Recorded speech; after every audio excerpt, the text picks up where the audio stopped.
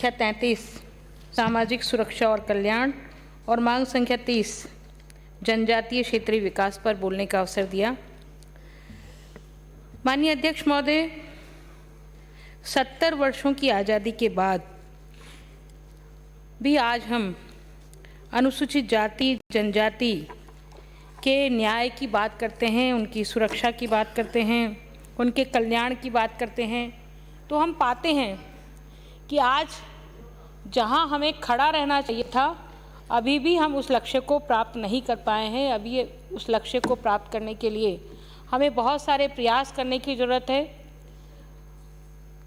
माननीय सभापति महोदय, विभाग सामाजिक न्याय एवं अधिकारिता 2 उद्देश्यों को लेकर के बना है, किंतु न तो सामाजिक न्याय वंचित वर्गों को मिल पा रहा है और ना ही इन वर्गों के सशक्तिकरण के लक्ष्य को हासिल किया जा रहा है।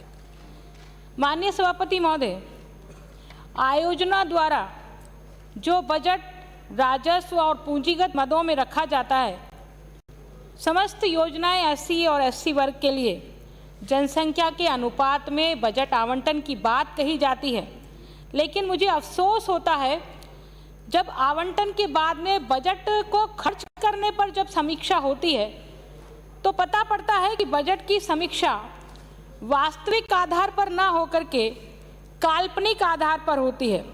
और जब काल्पनिक आधार पर बजटों की समीक्षा की जाती है माननीय सभापति महोदय, तो फिर आप समझ सकते हैं कि कितना खर्च इन वर्गों के विकास के लिए हो सकता है।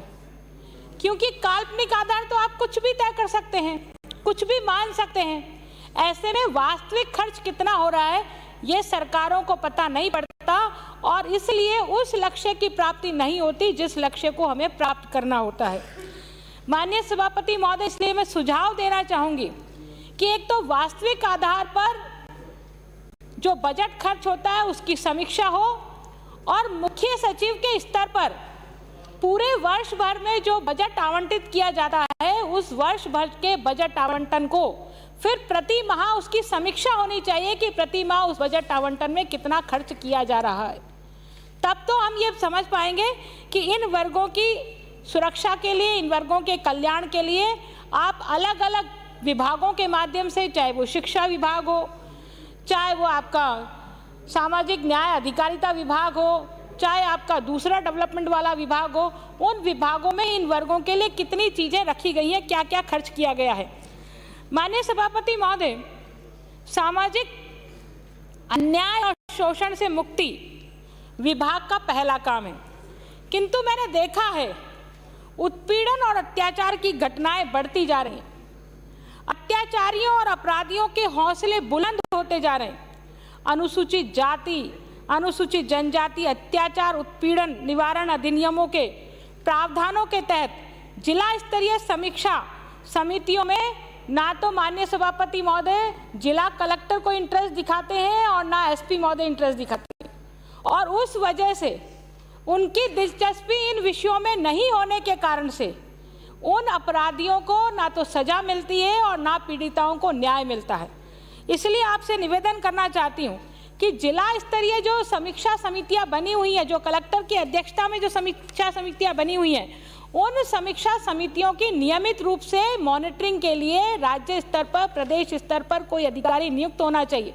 हमारे प्रभारी सचिव भी लगे हुए हैं, लेकिन प्रभारी सचिवों के पास इतना समय नहीं होता कि वो एक एक बात की वहाँ समीक्षा कर सके। इसलिए इस बिंदु को विशेष रूप से सरकार देखे और इसको देखते हुए विशेष व्यवस्था की जानी चाहिए। सरकार की ओर से निर्देश होने चाहिए कि वो इन बिंदुओं पर भी जाकर के चर्चा करें, तब जाकर के नीचे इंटरेस्ट जागेगा, नहीं तो ऐसे ही वर्षों से जो व्यवस्थाएं चली आ रही हैं वो होती रहेंगी। माननीय सभापति महोदय, न्याय को सुलभ कराने के लिए आप ये देखिए, सामाजिक रूप से पिछड़े लोगों को, अनुसूचित जाति जनजाति के लोगों को माननीय अंबेडकर जी ने रिजर्वेशन का प्रावधान रखा, और इसलिए रिजर्वेशन का प्रावधान रखा क्योंकि उस समय की परिस्थितियां बहुत विपरीत थीं। प्रतिकूल परिस्थितियों में ये वर्ग कैसे आगे आए, हिंदू समाज कैसे संगठित हो, और ये जो हिंदू समाज में बंटवारा हो रखा है ना, वो बंटवारा खत्म हो, उस नाते से उन्होंने रिजर्वेशन की व्यवस्था करी। परंतु ये रिजर्वेशन की व्यवस्था आज की परिस्थितियों में किस रूप में लागू हो रही है? आप देखिए, आज की परिस्थितियों में ना तो रिजर्वेशन के उस अनुपात में उन सीटों को रिजर्व किया जा रहा है और ना ही पदोन्नति में आरक्षण जो पहले से प्रावधान है उनको दिया जा रहा है।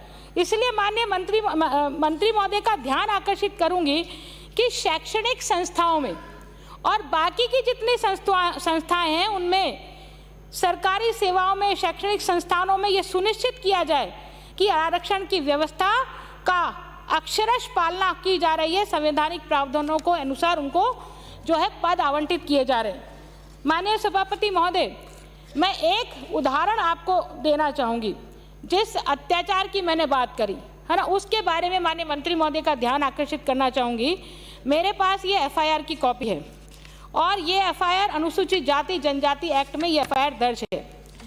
FIR का नंबर है 0154, 13/7/2020 को ये FIR दर्ज करी। मुकेश भाट सन ऑफ तेजाराम भाट, बड़गांव का निवासी, जिसने आदर्श नगर थाने में ये मुकदमा दर्ज कराया। माननीय सभापति महोदय, देखिए ये SC का बंदा है, इसके साथ मारपीट की गई, रिपोर्ट, मेडिकल रिपोर्ट इसके पक्ष में आई है, गवाहों ने गवाही दी है, स्वर्ण समाज के लोगों ने गवाही दी है कि इसके साथ मारपीट हुई, लेकिन आज तक भी उन बंदों की गिरफ्तारी नहीं हुई है। 1/7/2020 से आज 21 चल रहा है और आज तक उनकी गिरफ्तारी नहीं हुई, आज तक उनके खिलाफ चालान पेश नहीं हुआ। तो ये SC ST के एक्ट के तहत जो मुकदमे दर्ज होते हैं उनकी समीक्षा कौन कर रहा है? कौन उनको देख रहा है? तो ऐसे में अनुसूचित जाति के व्यक्ति को न्याय कैसे मिलेगा? ये संभव है क्या? आप जाति सूचक शब्दों से आज भी विकासशील राजस्थान में, विकासशील देश में आज भी आप जो है ये बात कह रहे हो नहीं छुआछूत खत्म हो गया, नहीं ये सारी चीजें खत्म हो गई, पर गांव की स्थिति देखो माननीय सभापति महोदय, गांव में तो आज भी यही स्थिति है। और ये मेरे शहर के बिल्कुल अड़ते हुए बड़गांव की बात मैं बता रही हूँ, मैंने FIR नंबर आपको नोट कराया है। इसलिए माननीय सभापति महोदय निवेदन करती हूँ कि जब तक शिक्षा का प्रचार प्रसार नीचे के स्तर तक नहीं होता है, तब तक ये वर्ग अपने अधिकारों के लिए संघर्ष नहीं कर सकता, क्योंकि जानकारी के अभाव में, शिक्षा के अभाव में आज भी बहुत सारे लोग ऐसे हैं जो सरकारी सेवाओं का लाभ नहीं उठा पाते हैं। इसलिए माननीय सभापति महोदय निवेदन करती हूँ, शिक्षा से अपनी बात को शुरू करूंगी और इसलिए शुरू करूंगी क्योंकि अंबेडकर जी ने कहा था शिक्षित बनो, संगठित बनो और संघर्ष करो, क्योंकि जब तक शिक्षा प्राप्त नहीं कर सकते जब तक आगे नहीं आ सकते। अनुसूचित जाति वर्ग का व्यक्ति गरीब परिवार से आता है और गरीब परिवार से आता है इसलिए वो सरकारी विद्यालयों में प्रवेश पाता है, सरकारी विद्यालयों में चाहता है कि सरकारी विद्यालयों के माध्यम से शिक्षित बनकर के आगे बढ़े। लेकिन सरकारी विद्यालयों की क्या स्थिति है? सरकारी विद्यालयों में टीचर नहीं है, स्कूलों में शौचालय नहीं है, और तो और टीचर और शौचालय के अभाव में वहाँ जो पाठ्यक्रम पढ़ाया जाता है वो पाठ्यक्रम पढ़ाने के लिए उपयुक्त माहौल नहीं है। मैं जब मंच से ये बात कहती हूँ कि यदि परिवार को शिक्षित करना है तो बालिका को शिक्षित करना पड़ेगा। यदि आप एक अनुसूचित जाति की बालिका को शिक्षित कर देते हैं ना माननीय सभापति महोदय, तो आप पूरे परिवार को शिक्षित कर सकते हैं। इसलिए एक बालिका पढ़ेगी तो पूरा परिवार पढ़ेगा। पर बालिकाओं की क्या स्थिति है? क्या वो स्कूल में प्रवेश कर रही है क्या? इस कोरोना के काल में पूरी बालिकाओं की शिक्षा जो है वो शिक्षा से महरूम हो गई, क्योंकि 1 वर्ष तक पूरे घर बैठी हैं वो, और स्कूल जब आती है तो स्कूल में उनके साथ क्या हो रहा है? देखिए माननीय सभापति महोदय, वर्ष 2019-20 में 20 से अधिक मामले ऐसे प्रकाश में आए हैं जिनमें अध्यापकों द्वारा बालिकाओं के साथ छेड़छाड़ और बलात्कार की घटनाएं घटित होती। अब वो बालिका जो घर से चल करके आई है स्कूल में शिक्षा लेने के लिए, और जो शिक्षा देने का दायित्व जिसके कंधे पर है वो उसके साथ बलात्कार करता है, तो क्या एक संभ्रांत परिवार का व्यक्ति उस अपनी बालिका को विद्यालय भेजने की हिम्मत कर सकता है क्या? कैसे वो बालिका विद्यालय आएगी? और विद्यालय आएगी तो ऐसे दरिंदों से क्या नौची जाएगी? क्या हम ऐसे दरिंदों को जेल की सलाखों के पीछे नहीं पहुंचा सकते क्या? उनको नौकरी से बर्खास्त नहीं कर सकते क्या? पर हम नहीं कहेंगे, क्योंकि ये तो होता रहा है, होता रहेगा और इसी को नियति मान करके हम चलते रहेंगे। तो इसलिए माननीय सभापति महोदय, मैं निवेदन करना चाहती हूँ कि इस प्रकार की जो बालिकाओं के साथ में जो घटनाएं घटित होती हैं उनको तुरंत प्रभाव से रोका जाए, ना केवल रोका जाए बल्कि ऐसे लोगों को कठोर से कठोर सजा दी जाए ताकि कोई दूसरा व्यक्ति इस प्रकार की घटना कारित करने से बच सके। जब स्कूल ही सुरक्षित नहीं है तो फिर और क्या बचा है इस समाज में सुरक्षा के लिए? तो स्कूलों को तो सुरक्षित करना पहली हमारी जिम्मेदारी है, पहला दायित्व हमारा है। इसलिए विशेषकर बालिकाओं के संदर्भ में मैं निवेदन करूंगी कि स्कूलों को सुरक्षित रखा जाए।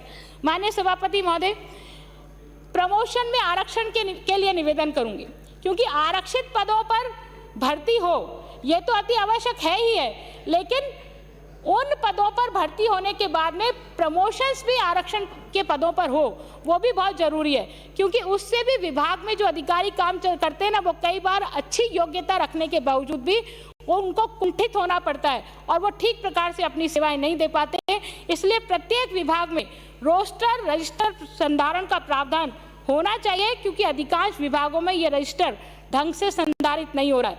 और इसके साथ ही निवेदन करती हूँ कि यदि संधारण हो रहा है तो उसको अपडेट करके उसको सार्वजनिक किया जाना चाहिए, ताकि सार्वजनिक होने से विभागीय वेबसाइट पर जो पदवार संवर्गवार जो खाली पद है वो प्रदर्शित हो सकते हैं, ताकि वंचित वर्गों को अपने हक के प्रति जागरूकता बढ़ेगी और ना केवल बढ़ेगी बल्कि अनावश्यक जो भ्रम उनके मन में होता है ना सरकारों के प्रति, मंत्रियों के प्रति, वो भ्रम भी उनका टूटेगा और उनको क्लियर चीज़ें पता होंगी कि हमें इतने पद हमारे हक के हैं और उतने पदों पर हमें इतने पदों पर भर्ती होनी चाहिए।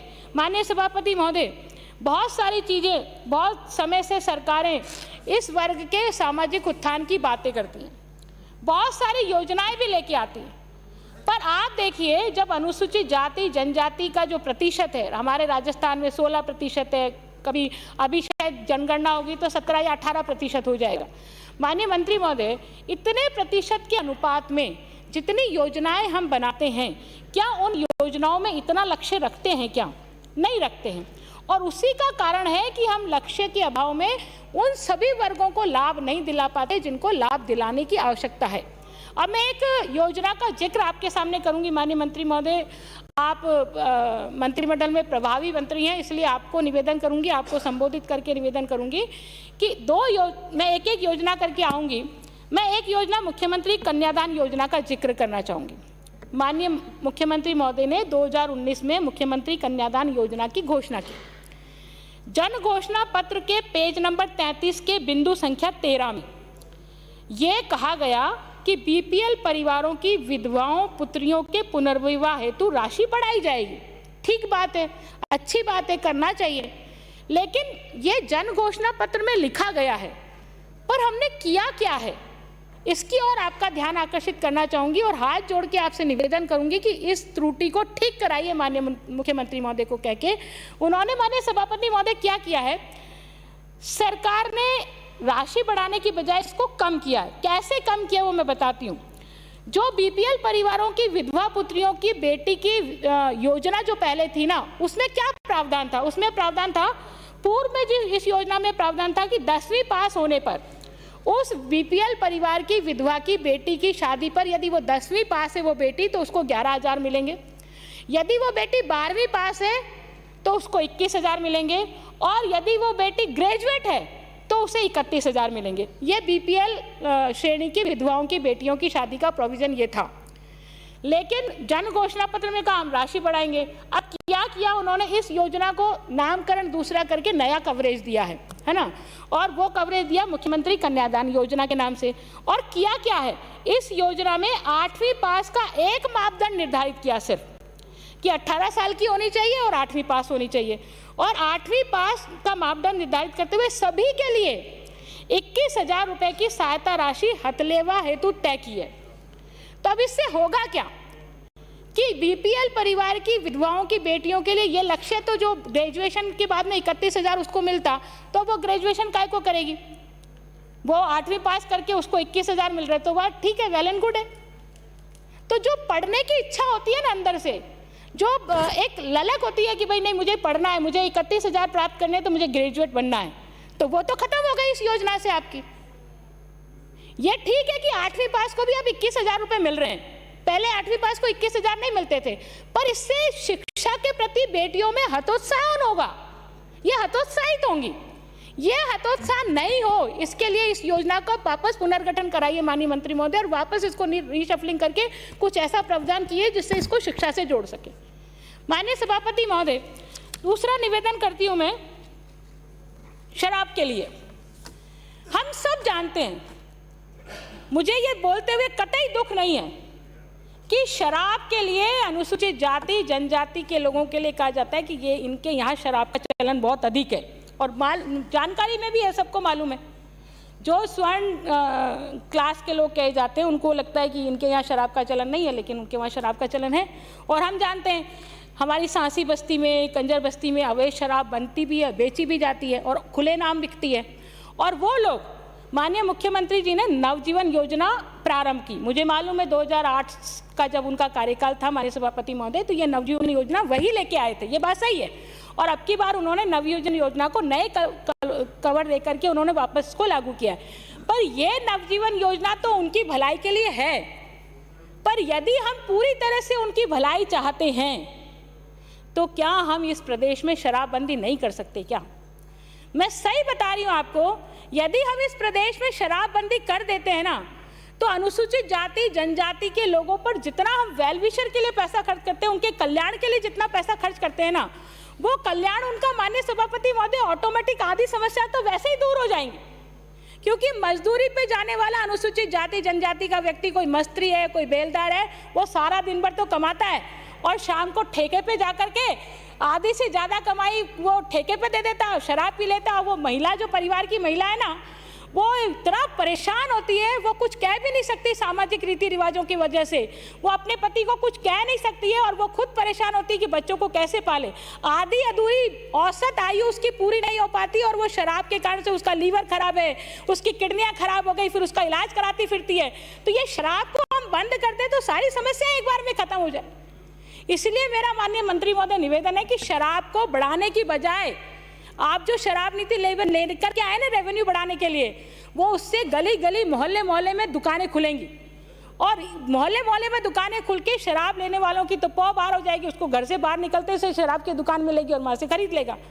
तो मेरा निवेदन है कि ये शराब पर किसी ना किसी तरह से कंट्रोल हो जाए, तो आधी से ज़्यादा समस्याओं का समाधान इस शराब से हो सकता है। इसलिए माननीय मंत्री महोदय, आगे निवेदन करना चाहूँगी पालानार योजना के लिए। मैं माननीय मुख्यमंत्री वसुंधरा जी को बधाई देती हूँ कि वो उनके कार्यकाल में पहला जब उनका कार्यकाल था तो वो पालानार योजना लेकर के आए। लेकिन इस पालानार योजना में जो राशि आप देते हैं ना, 2,000 रुपये की राशि, वो 2,000 रुपये की राशि को बढ़ाने की आवश्यकता है। आपने अच्छा किया, माननीय मुख्यमंत्री महोदय ने घोषणा करी इस बजट में और पिछले बजट में घोषणा करी कि वो संभाग मुख्यालयों पर और जयपुर में 18 साल पूरी कर चुके बालकों के लिए एक आवासीय छात्रावास खोलेंगे जो पालानार योजना के पात्र लोग हैं। पर अभी वो खुला है कि नहीं खुला है, कहाँ संचालित हो रहा है, कितने बच्चे उसमें हैं, इसका कोई जिक्र नहीं है। इसलिए जवाब देते समय यदि ये बताएंगे तो पूरे प्रदेश के लोगों को ये संदेश मिलेगा कि हाँ, ये संचालित है और पालानार में ऐसे बच्चे जो एडमिशन लेना चाहते हैं वहाँ जा कर के एडमिशन ले सकते हैं। आगे माननीय मुख्यमंत्री, माननीय सभापति महोदय, मैं मुख्यमंत्री अनुप्रति कोचिंग योजना की ओर माननीय मंत्री महोदय का ध्यान आकर्षित करती हूँ। ये अनुप्रति योजना जो थी माननीय सभापति महोदय, हमारे यहाँ जो 12 से माननीय सदस्य आते हैं, मदन दिलावर जी जब मंत्री हुआ करते थे विभाग के, तब वो ये योजना लेके आए थे। ये योजना बहुत अच्छी है। अनुसूचित जाति जनजाति के सैकड़ों छात्र छात्राओं ने इन योजना का लाभ उठा करके, कोचिंग की फीस उनके पास नहीं होती है, लेकिन सरकार जब उनको ये कोचिंग की फीस देती है तो उनको हिम्मत आती है कि हम RAS की परीक्षा दे सकते हैं, हम IAS की परीक्षा दे सकते हैं और हम भी बड़े पदों पर जा सकते हैं। लेकिन पिछले 2 सालों से इस योजना को माननीय मंत्री महोदय बंद कर दिया था। इस योजना में पैसा ही नहीं दे रहे थे। इस बजट में माननीय मुख्यमंत्री महोदय ने इस योजना की घोषणा की है, लेकिन इसमें कितने लोगों को शामिल किया? SC, ST, OBC, MBC, EWS, अब इतने प्रकार के छात्रों को इसमें शामिल कर दिया और इसका जो टारगेट है वो सिर्फ 5,000 स्टूडेंट्स तक ही रखा है। अब इतने सारे लोगों को आप इसमें शामिल करोगे, फिर 5,000 स्टूडेंट्स को ही रखोगे, तो SC, ST के कितने सारे स्टूडेंट्स आएंगे? ज़्यादा से ज़्यादा 100 स्टूडेंट्स आ सकते हैं बस, इससे ज़्यादा SC ST के स्टूडेंट्स नहीं आएंगे।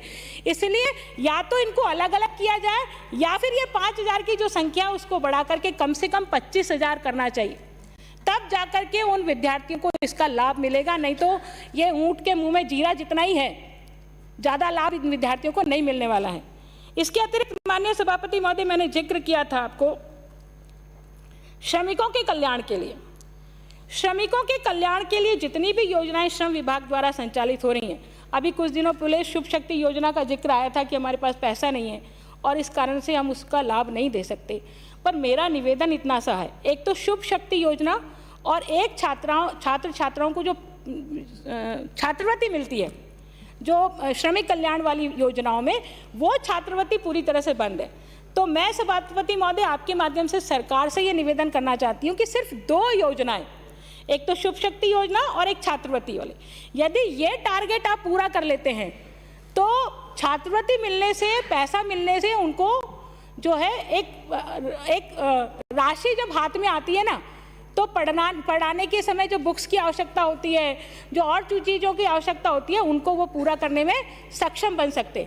माननीय सभापति महोदय, चूंकि आजकल मैं आपको एक प्रैक्टिकल समस्या बता रही हूँ। अभी घर बैठे बच्चों की पढ़ाई हुई, क्योंकि कोरोना काल था, ऑनलाइन पढ़ाई थी। अब ऑनलाइन पढ़ाई में जब तक आपके पास एंड्रॉयड फ़ोन नहीं होगा ना, तब तक वो बच्ची चाहे सरकारी स्कूल में पढ़ने वाली है, वो फ़ोन पर नहीं पढ़ सकती। अब उसके पूरे परिवार में एंड्रॉयड फ़ोन है ही नहीं, वो पढ़ेगी काहे से?